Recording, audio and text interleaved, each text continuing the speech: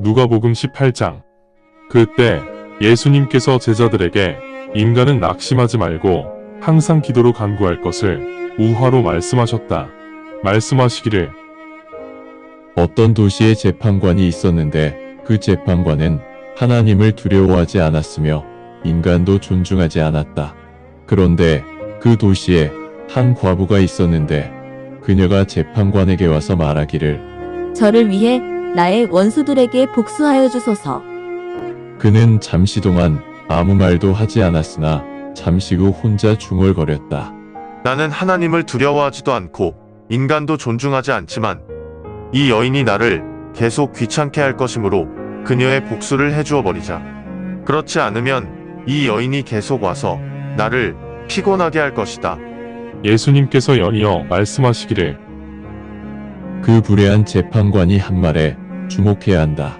불의한 그 재판관도 그렇게 하는데 하물며 하나님께서는 비록 오래 참으시는 하나님이시지만 밤낮으로 하나님께 기도하는 하나님의 백성들을 위해 원수들에게 대신 복수를 하여 주시지 않겠느냐? 내가 너희에게 말하노니 하나님께서는 백성들을 위해 순식간에 복수하실 것이다. 그럼에도 인자가 오는 그날 이 땅에 그런 믿음이 있을지는 의문이다. 예수님께서 또 자신들만 공의로운 사람이라 여기고 다른 사람들을 무시하는 사람들에게 우화로 말씀하셨다. 두 사람이 기도하려고 성전에 올라갔다. 한 사람은 바리새인이고 다른 한 사람은 세금징 수원이었다. 바리새인이 홀로 서서 기도하였다. 하나님, 제가 착취하는 자, 불의한 자, 간음한 자가 아니며 저기에 있는 저 세금징 수원 같은 사람이 아닌 것에 감사드립니다. 저는 일주일에 2번 금식합니다. 저는 제가 가진 모든 재물의 10분의 1을 바칩니다. 멀리 떨어져 있던 세금징 수원은 눈을 들어 하늘을 쳐다보지는 못하지만 자신의 가슴을 치면서 말하기를 하나님, 이 죄인에게 긍휼을 베푸소서. 내가 너희에게 말하노니 이 세금징 수원이 바리새인보다 더 공의로운 자가 되어 집으로 내려갈 것이다. 왜냐하면 자신을 높이는 자는 낮아질 것이며 자신을 낮추는 자는 하나님 앞에서 높임을 받을 것이다. 그때 사람들이 아기들을 데리고 와서 예수님께서 만져주시기를 바랬지만 제자들이 이를 보고 그들을 질책하였다. 그러자 예수님께서 제자들을 불러 모아 말씀하시기를 어린아이들이 내게 오도록 하라. 그들을 막지 마라. 왜냐하면 하나님의 왕국이 이와 같다. 분명히 너희에게 말하노니 하나님의 왕국을 어린아이처럼 순수한 마음으로 받아들이지 않으면 절대로 하나님의 왕국에 들어갈 수 없다. 이때 그 지역 유지 한 사람이 예수님께 물어 말하기를 선하신 선생님, 영생을 물려받기 위해 내가 어떻게 해야 합니까? 그러자 예수님께서 그에게 말씀하시기를 너는 왜 내가 선하다고 말하느냐? 선한 사람은 아무도 없다. 하나님 한 분만 선하시다. 내가 계명을 알지 않느냐? 간음하지 마라. 살인하지 마라. 도둑질하지 마라. 거짓 증언하지 마라. 내 부모를 공경하라. 그 사람이 예수님께 말하였다. 저는 이 모든 것들을 어렸을 때부터 지켰습니다. 예수님께서 이 말을 들으시고 그에게 말씀하셨다. 내게 아직 한 가지가 부족하다. 가지고 있는 재물을 모두 팔아 불우한 자들에게 나누어 주어라. 그러면 내가 하늘 왕국에 있는 보물을 가지게 될 것이다. 그런 후 와서 나를 따르라. 그 사람은 이 말씀을 듣고 매우 슬퍼졌다. 그는 아주 큰 부자였기 때문이다. 이렇게 매우 슬픈 표정을 짓는 그 사람을 보신 예수님께서 말씀하셨다. 재물을 가진 자가 하나님의 왕국에 들어가는 것은 정말 어려운 일이다. 낙타가 바늘귀를 통과하는 것이 부자가 하나님의 왕국에 들어가는 것보다 더 쉬울 것이다. 이 말씀을 들은 사람들이 말하였다. 그렇다면 누가 구원을 받을 수 있겠는가? 그러자 예수님께서 말씀하셨다. 인간과 함께하면 불가능한 것이라도 하나님과 함께하면 가능해진다. 그러자 베드로가 예수님께 말씀드렸다. 아시지요? 저희는 모든 것을 포기하고 선생님을 따라왔습니다. 그러자 예수님께서 제자들에게 말씀하셨다. 내가 분명히 너희에게 말하노니 하나님의 왕국을 위해 집 혹은 부모 혹은 형제 혹은 아내 혹은 자녀를 포기한 사람은 반드시 현 시대에 그 보상을 몇 배로 더 받을 것이며 그날이 오면 영생을 받을 것이다. 그 후 예수님께서 12사도들에게 별도로 말씀하셨다. 주목하라. 우리는 예루살렘으로 갈 것이고 인자에 대해 대언자들이 대언한 대로 모든 일이 그대로 실현될 것이다. 인자는 이방인 손에 넘겨져 조롱과 모욕을 당하며 멸시받을 것이다. 그들은 인자를 채찍질하고 죽일 것이나 사흘 후 인자는 다시 일어날 것이다. 그러나 12사도들은 이 말씀을 전혀 깨닫지 못하였다. 이 말씀이 그들에게는 가려져 있기 때문에 그들은 예수님께서 하신 말씀을 깨닫지 못하였다. 예수님께서 여리고 인근에 도착하셨는데 어떤 맹인이 길가에 앉아 구걸하고 있었다. 그 맹인이 지나가는 사람들의 말을 듣고 그 말이 무슨 의미인지 물었다. 그래서 사람들이 나사렛 예수님이 곧 지나가실 것이라고 그 맹인에게 알려주었다. 그러자 그 맹인이 큰 소리로 외쳤다. 다윗의 자손 예수여, 저에게 긍휼을 베푸소서.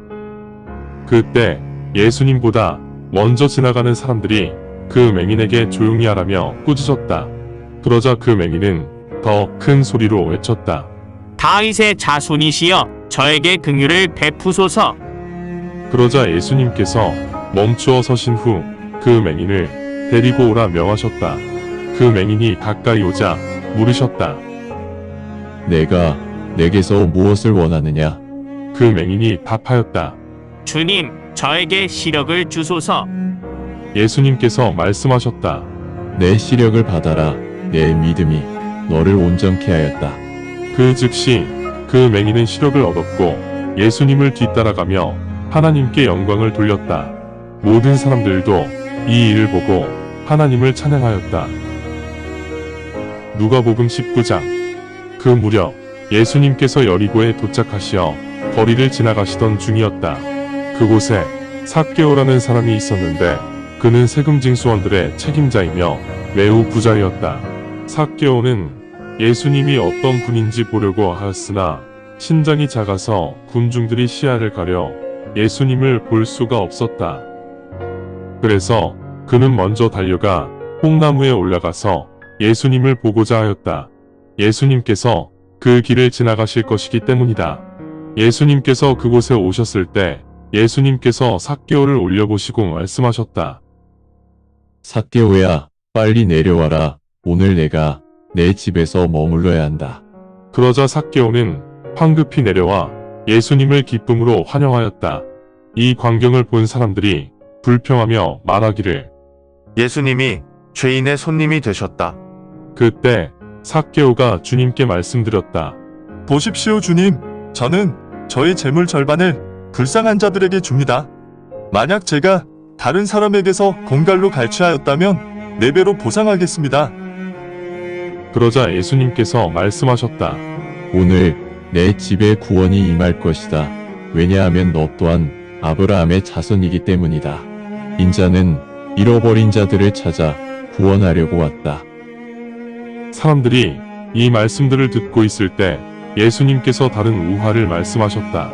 왜냐하면 사람들은 예수님께서 예루살렘에 가까이 오셨으니 하나님의 왕국이 곧 나타날 것으로 생각하고 있었기 때문이다. 예수님께서 말씀하셨다. 어느 귀족이 왕권을 받아서 돌아오기 위해 먼 나라로 갈 예정이다. 그는 10명의 종을 불러 그들에게 10문화를 맡기며 말하기를 내가 올 때까지 이 돈으로 장사를 하라. 그러나 그 귀족의 백성들은 그를 미워하기에 대리인을 먼 나라로 보내어 전하였다. 우리는 더 이상 이 귀족의 통치를 받지 않을 것입니다. 그럼에도 그 귀족은 왕권을 받고 돌아와 돈을 주었던 그 하인들을 부르라고 명하였다. 그 귀족은 종들이 장사로 얼마나 돈을 벌었는지 알기 원하였다. 가장 먼저 온 종이 말하였다. 주인님, 당신의 문화가 열문화를 벌었습니다. 그 귀족은 종에게 말하였다. 잘하였다.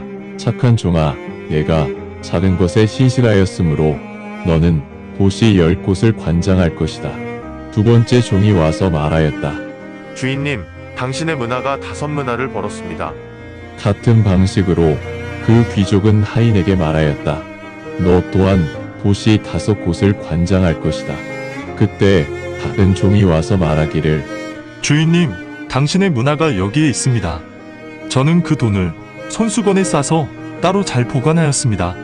왜냐하면 당신은 엄하신 분이라 두려웠습니다.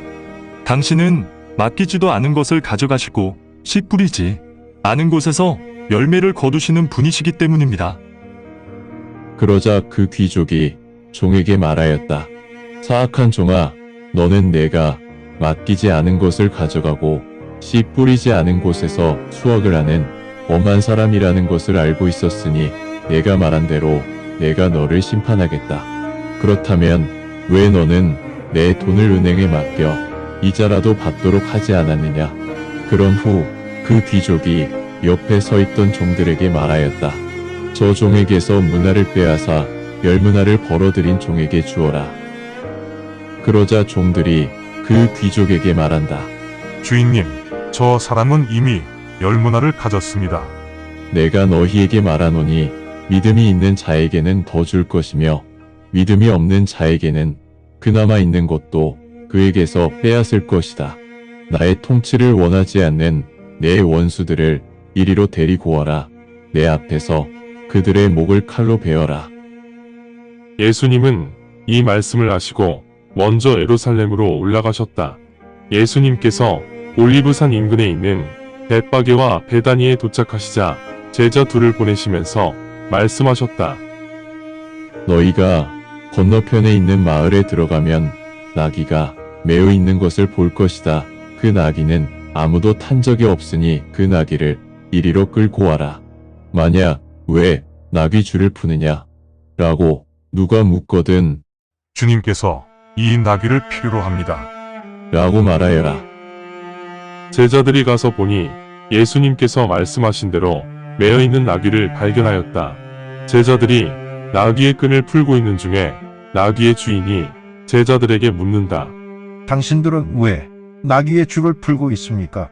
제자들이 말하였다. 주님께서 이 나귀를 필요로 하십니다. 그런 후 제자들이 나귀를 예수님께로 끌고 와서 안장 대신 자신들의 옷을 나귀 위에 깔고 그 위에 예수님께서 앉으시도록 하였다.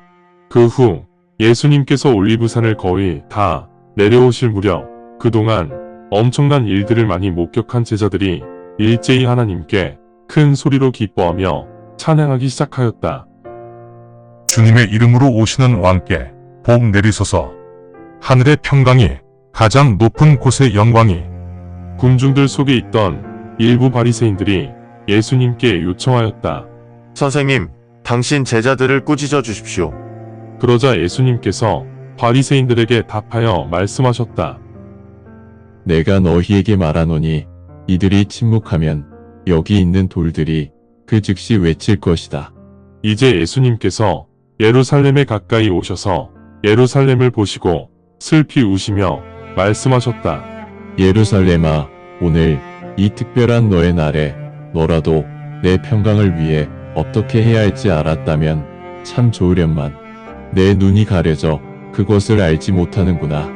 그날이 오면 원수들이 내 주위에 제방을 쌓아 사방에서 너를 포위하고 가둘 것이며 예루살렘, 너와 내 안에 있는 자녀들이 모두 땅에 쓰러져 폭삭 주저앉을 것이다. 그들은 내 안에 있는 모든 건물들을 파괴하여 어떤 돌도 다른 돌 위에 얹어져 있지 않을 것이다. 왜냐하면 내게 주어진 그 기회를 내가 알지 못하였기 때문이다. 그 후 예수님은 성전으로 들어가셔서 성전 안에서 물건을 사고 파는 자들을 모두 몰아내기 시작하시며 그들에게 말씀하셨다. 내 집은 기도하는 집이다라고 기록되어 있는데 너희는 내 집을 강도의 소굴로 만들었다. 그러신 후 예수님께서는 성전에서 매일 가르치셨지만 수제사장들과 서기관들과 백성들의 지도자들은 예수님을 죽이려고 하였다. 그러나 그렇게 할 수 없었다. 왜냐하면 모든 사람들이 예수님의 말씀에 빠져 경청하고 있었기 때문이다. 감사합니다. 주님의 말씀입니다. 성경을 처음 접하는 분들에게 기존의 한글 성경은 항상 이해하기 어려운 책입니다.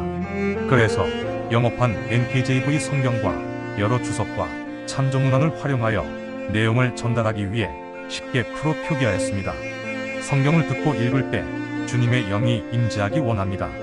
택함을 받았으나 그 사실을 모른 채 아직 어둠에서 방황하고 있는 어린 양들이 이 동영상을 보고 들어 주님의 새 언약을 확신하고 소망함으로 하나님의 백성이 되어 주님의 나라에서 영원 무궁토록 권세를 누리며 살기를 간절히 원합니다.